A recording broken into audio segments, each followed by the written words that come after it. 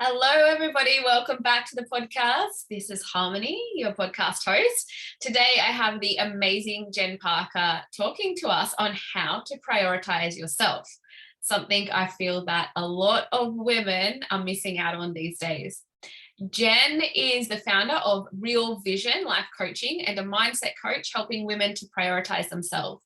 She's also a mother of two young boys, Cooper and Archie, and leads women to reclaim their power by prioritizing themselves without guilt. She teaches women how to connect with themselves on a deeper level so they can connect with their intuition and higher self and learn to navigate through their fears. Jen believes that when we build our connection to self and learn to truly love and accept ourselves, we are no longer a prisoner of external validation. Welcome to the podcast, Jen. Oh, thank you so much. What a beautiful introduction. So happy to be here. So happy to have you. I always get started with the rapid inspiration questions, just so our listeners can get a little bit of feel about who you are. So if you could share with us what your superpower is. My superpower. I think my superpower is always looking at the good in situations, is looking at what's the learning, even when things feel really, really challenging and hard. And after you've got over that initial, looking at it going, okay, what's the learning here? So I'd say that, and, connection to self and connection to, building meaningful connections with self so you can form these amazing relationships in your life. Yeah. Beautiful. And what's your favorite quote or mantra? Yeah. So something that I really has helped me and has helped a lot of the clients that I work with is the map is not the territory and perception is projection.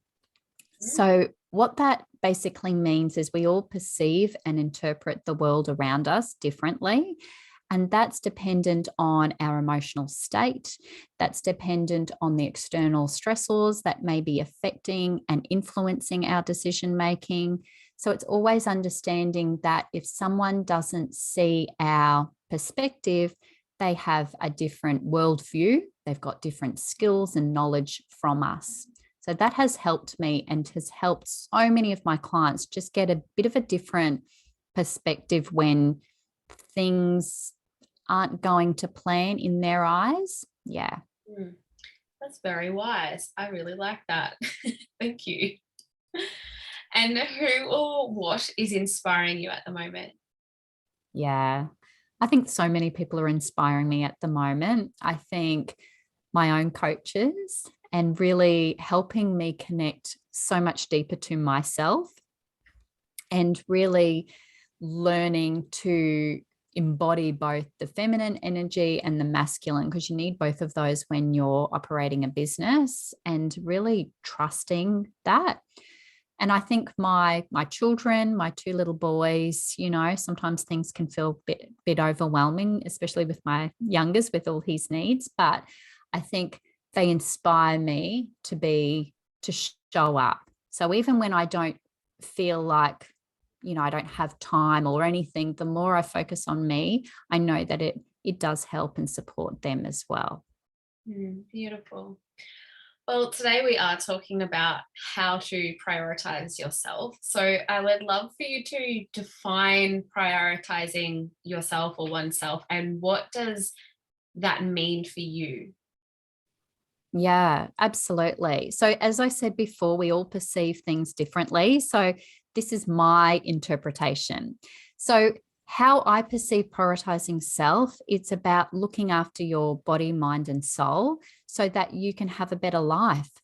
And we have this perception as women that we don't have time, I'm too busy, it's a luxury, and all of those things are conditioning.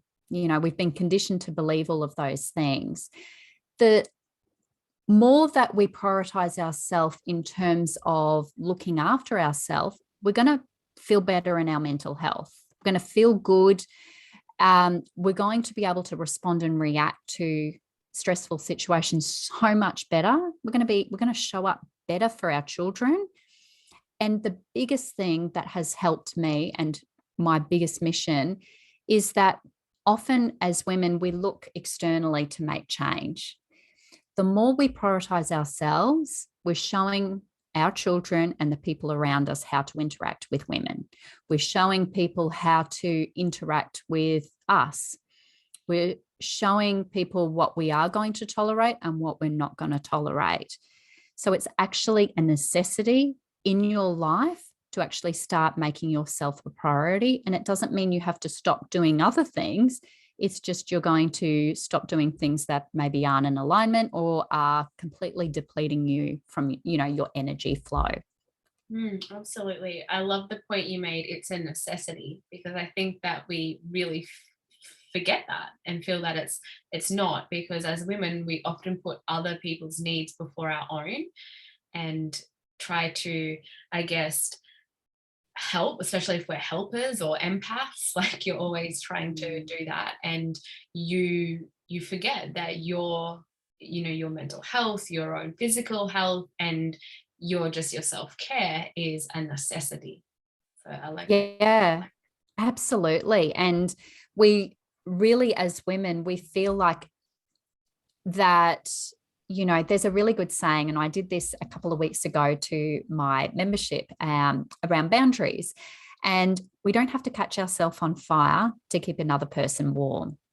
So how I perceive that is basically that just because you are a big-hearted person, it doesn't mean you have to go without and put yourself in danger to look after someone else.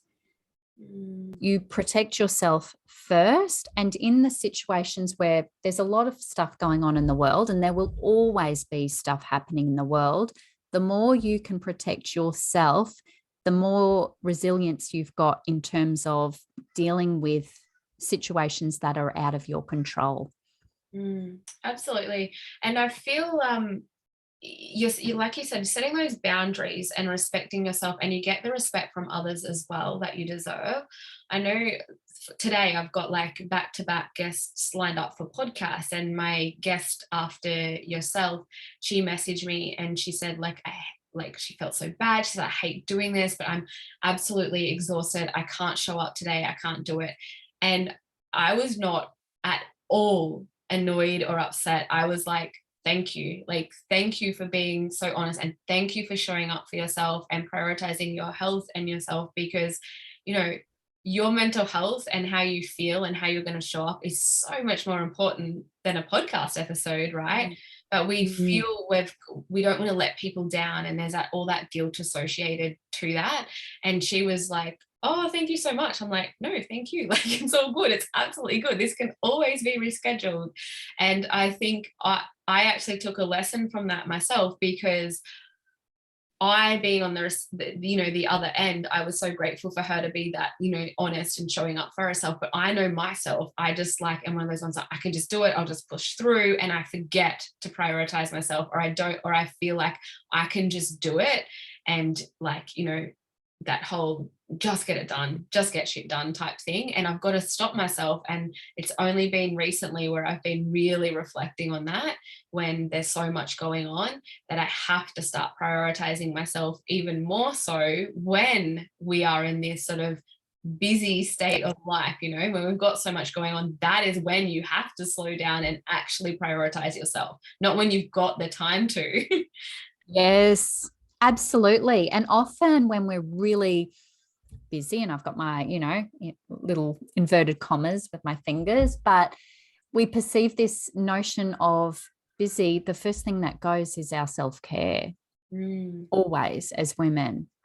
But if we're feeling that our body is starting to get those signs and niggles that we're starting to get a little bit overwhelmed, that's just our body saying, hey, you need to start thinking about some other things. And it's really like, it's like how I sort of think of it, it's like yoga, it's a practice.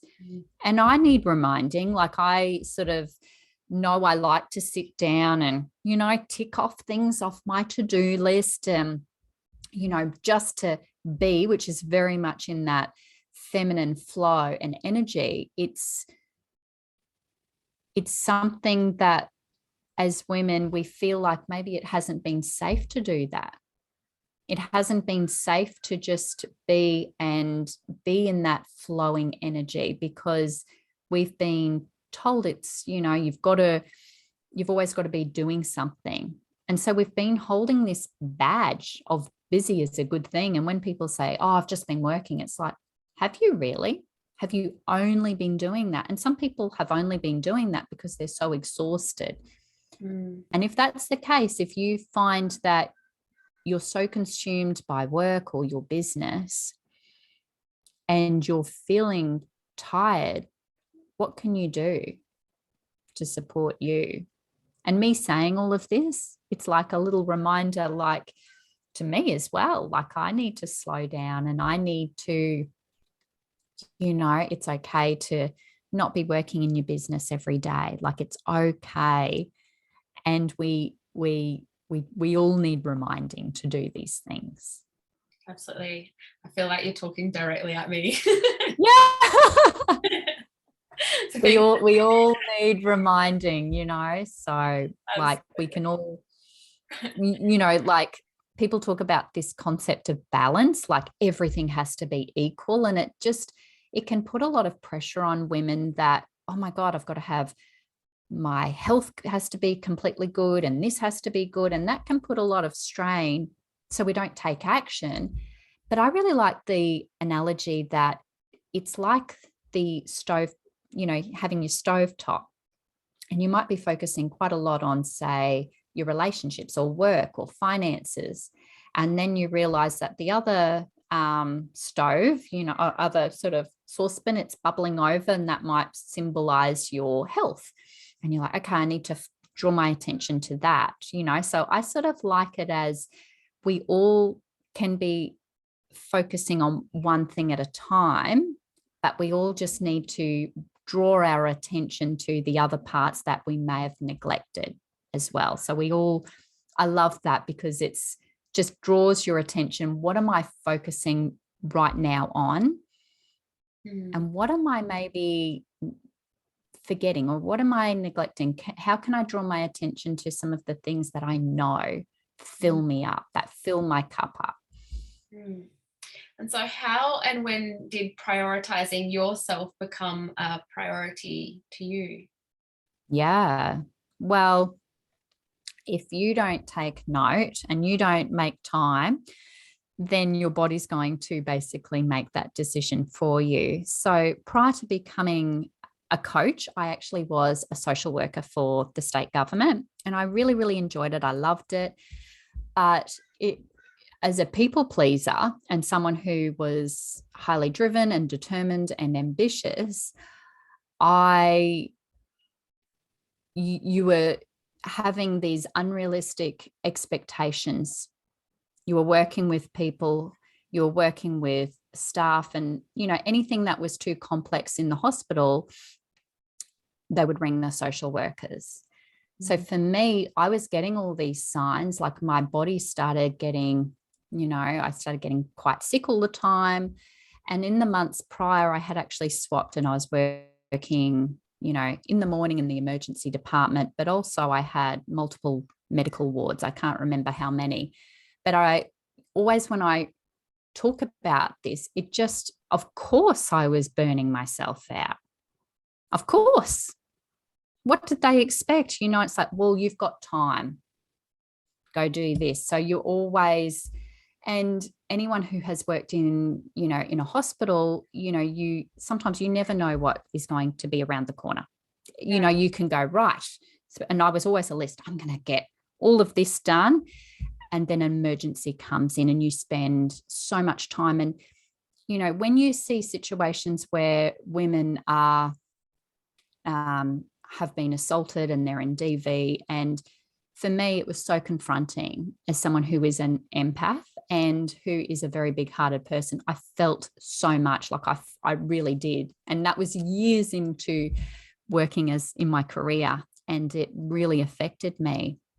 And I suppose in terms of like how prioritizing I realized in a moment that I was worth more.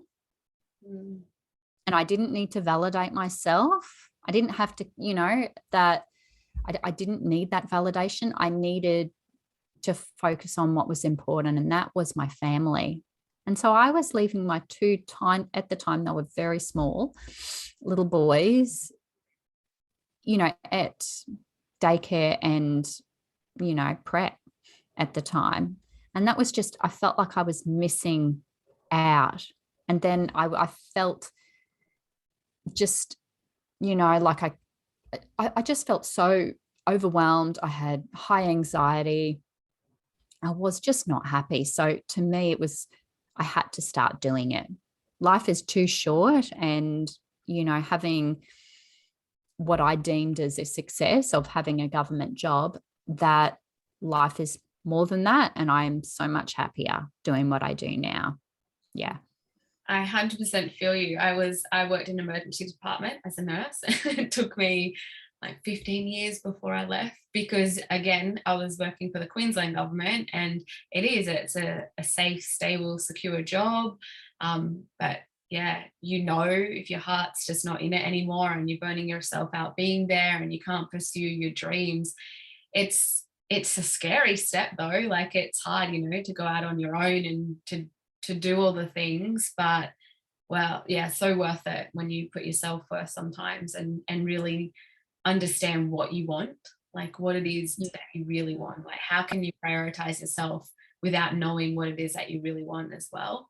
So yeah, congratulations to you. It is a courageous move, moving from like a government job into your own business, for sure. Yes. Yeah. And when I started, like, a lot of people were like, oh, some of the things I had was, oh, you're so lucky. And I thought, oh, do you know how, like, this is not easy. Yeah. Even 2 years, like, it's not easy. You have no idea. Like, or, oh, you're going to leave a government job. And it's like, I would rather be my complete, authentic, true self than be hiding and not be so paralyzed and not do what I was meant to be.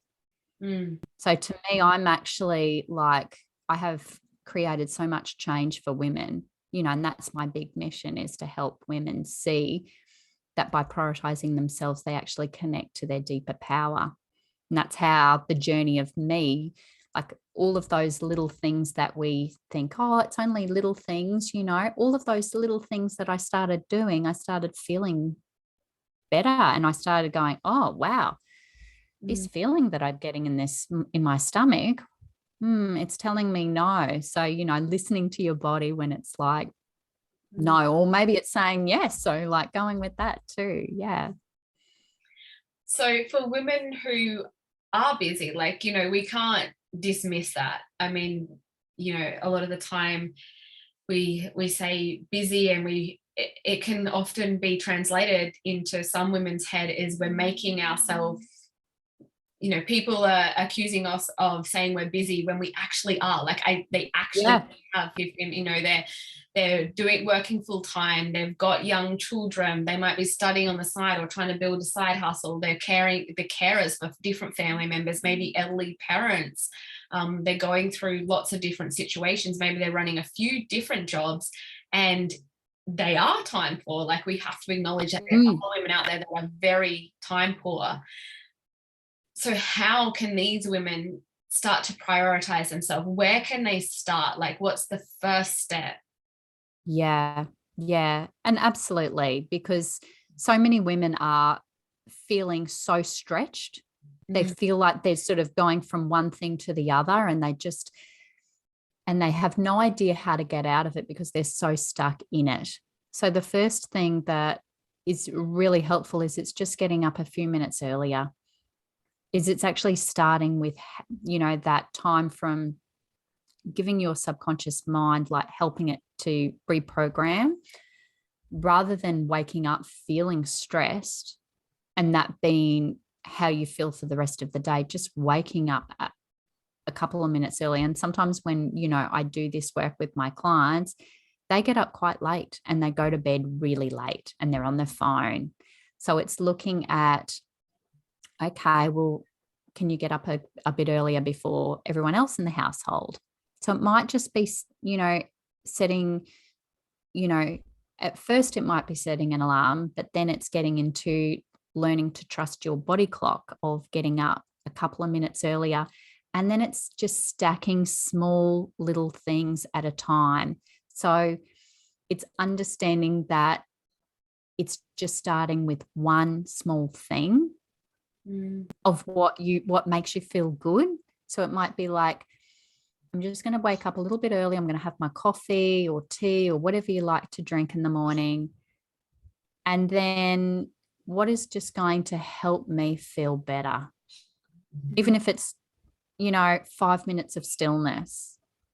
And then it's just reminding yourself, it's saying, okay, is there anything that I can get support on or get help? And look, I understand, like, being, I'm a business owner, I'm a mum, and my little boy's got, lots of sort of needs and things like that. So at times I can feel like I'm, it can be a bit frantic and things, and I have to, regulate myself first. Because they can pick up on that. So just sort of coming back to, even if it's just catching myself before rushing in, but just starting very small little habits of just little things that make you feel good, even if it's a little 5-minute dance. Absolutely. Yeah, as an Ayurveda practitioner, like dinacharya, your daily routine is very important, especially for being able to settle the central nervous system. So a lot of the time we talk about vata being imbalanced, which is one of the doshas, but it's really just talking about our central nervous system and our stress hormones. And so getting up even that 5 minutes earlier to ground yourself at the start of the day is definitely a starting point that I always look at with my clients as well, because if you get up and then you're straight away getting up at the very last minute and you're rushing into your day, already your adrenals are pumping the adrenaline, the cortisol, and you're starting in that sympathetic state. So that's exactly what we don't want. So we want to be able to start our day in a really grounded place where we can really settle that central nervous system, because naturally your cortisol should already be a little higher in the morning anyway. That's our get up and sort of go hormone, and it should pitter down throughout the day so that by the time it's bedtime it's lower.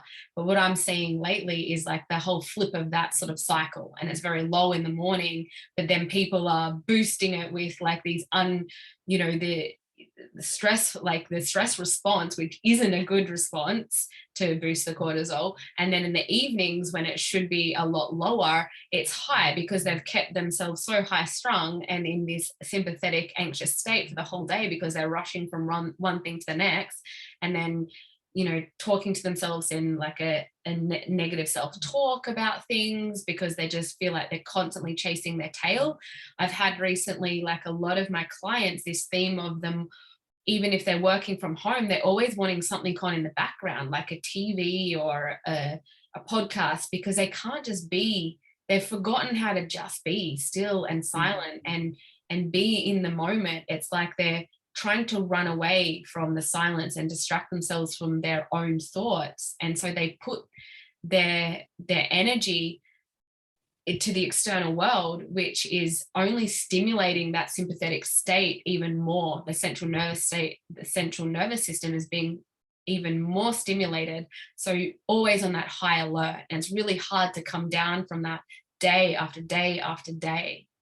And so it's very important, I think, to start the day right, even if it's just like 5 minutes of, like you said, catching yourself, doing a happy dance, grounding your feet into the earth, and just taking 5 deep breaths, whatever that is for you. Find something that's going to work for 5 minutes.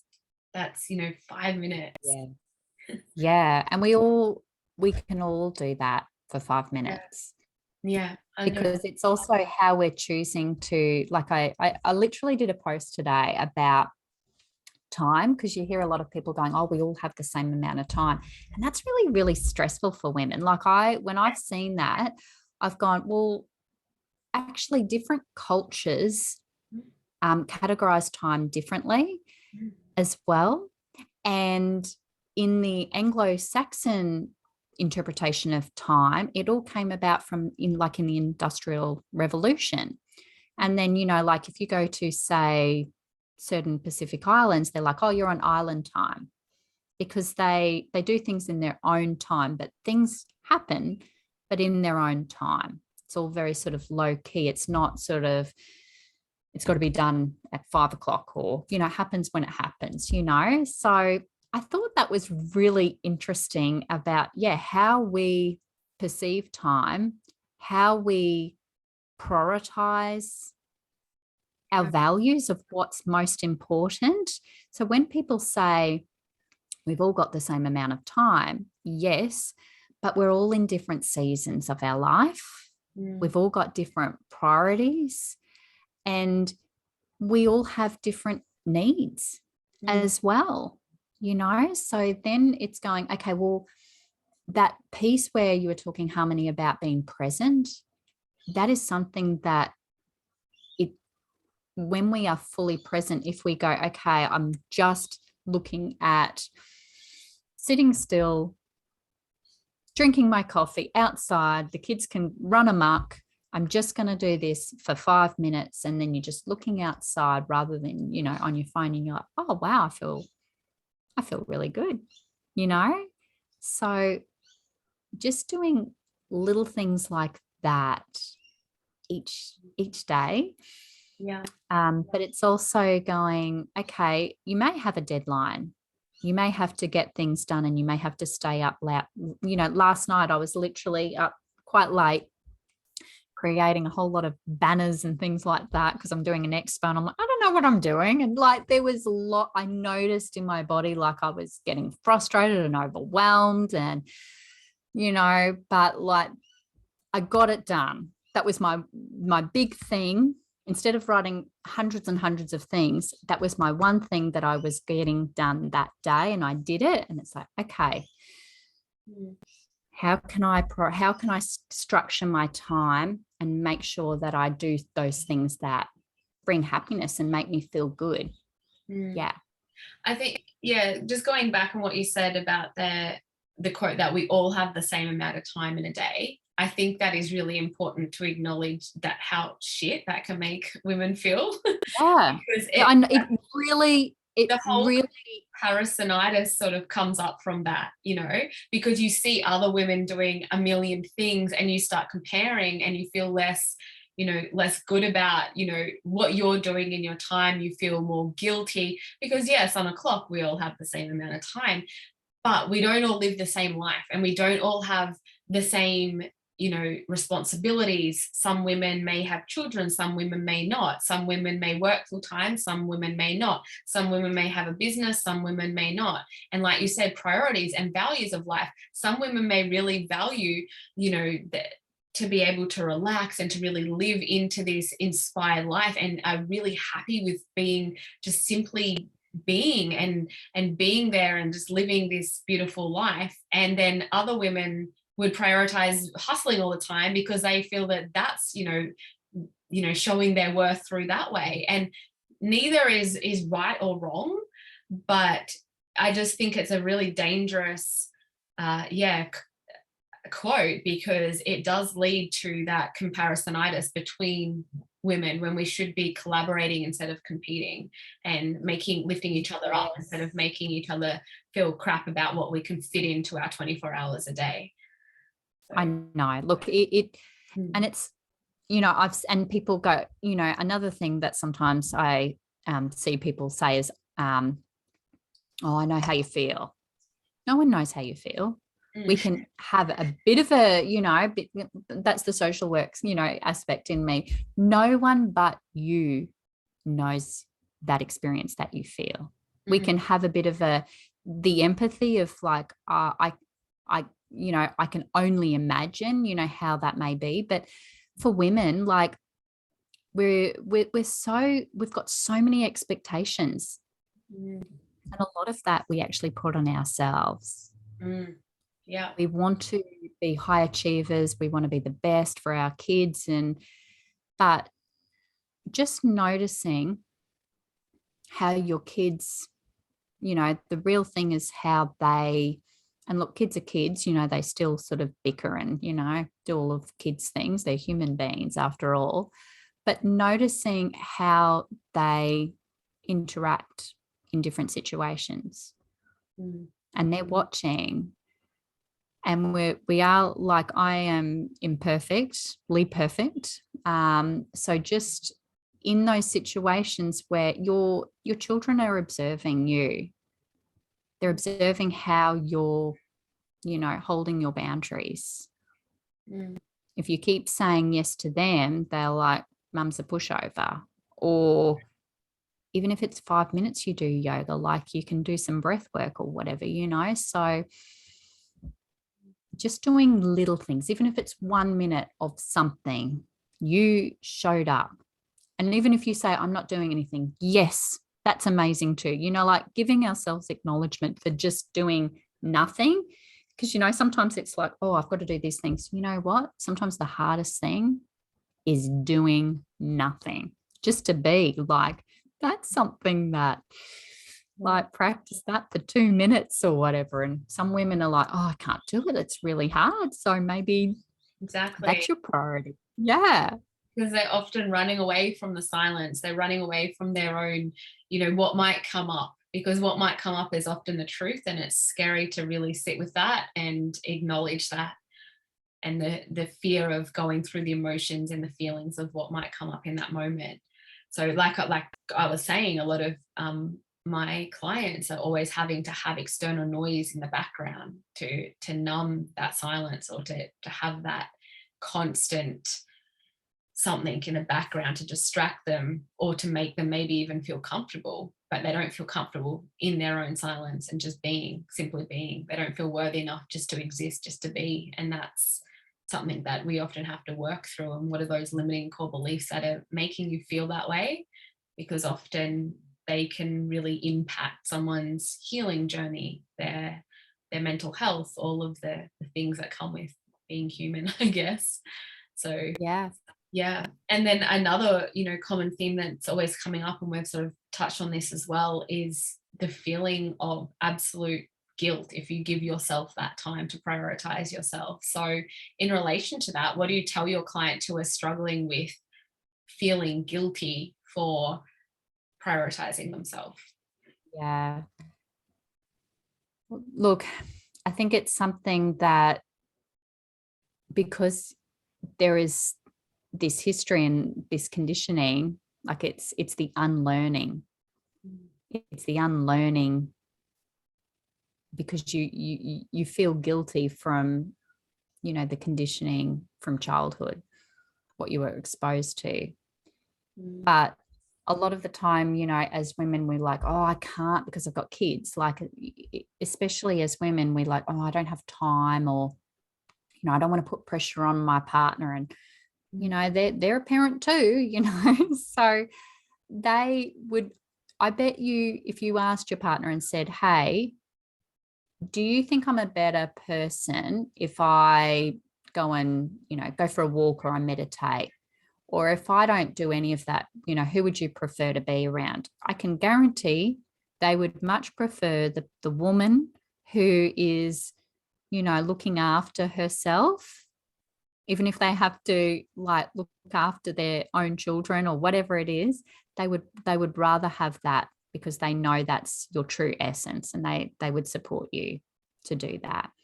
So it's sort of scheduling some time, talking to, having those conversations that, you want to do something in, you might want to join a fitness class or something.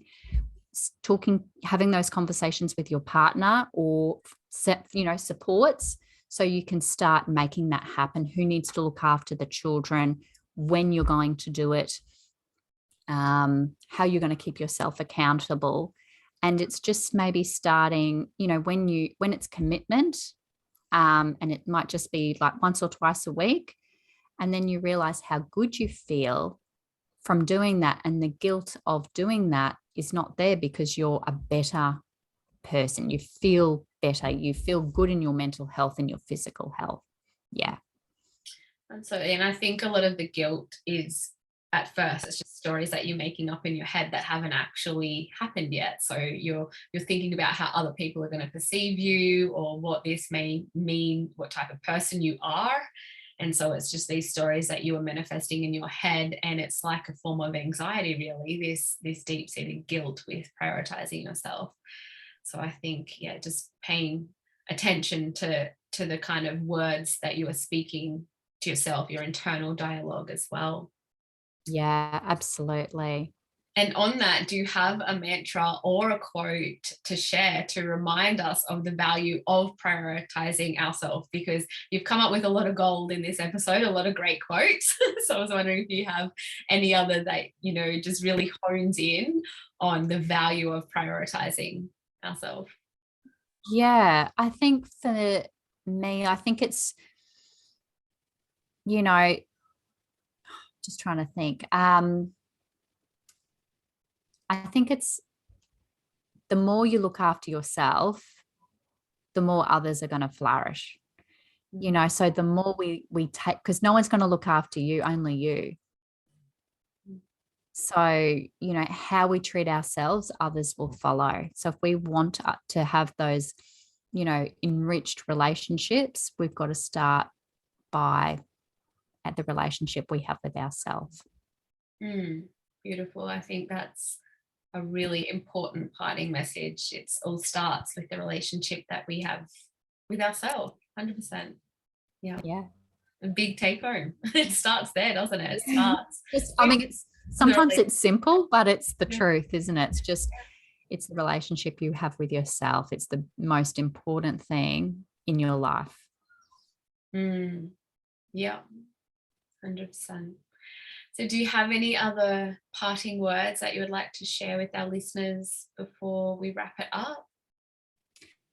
I think just often as women, we can really feel like we're going into that sort of vortex of feeling quite overwhelmed and busy. And if you notice that you're feeling like that, it might be going, okay, I'm going to schedule something just for me. I'm going to schedule a day off. So if you notice that you're starting to get those signs in your body of feeling a little bit stressed, it's scheduling some time to actually look after yourself, and that it's okay. It's okay to look after yourself. You're going to feel better in your mental health, your emotional health, and your relationships are going to just thrive. You'll start noticing you show up in a different way and start making yourself a priority, how much better you're able to deal with stressful situations. And your children are watching how you do that, and they want you to be healthy. They want that vitality. So looking after you is just an absolute necessity. Amazing. Thank you so much. And where can all of our listeners reach out and connect with you, Jen? Yeah, so you can find me on Instagram or Facebook at Real Vision Life Coaching. And you can also find me on my website, which is www.realvisionlifecoaching.com.au. And I've got lots of different sort of events for women who are at the beginning of their journey or who want more accountability as well. Amazing. Thank you so much. It was a pleasure having you on, and so much gold came out of this episode. I'm sure it's going to inspire a lot of women to start prioritizing themselves. So thank you for sharing all of this great wisdom. My absolute pleasure. Thank you so much for having me. I've had so much fun today. Thanks, Harmony. You're welcome. Namaste. Namaste.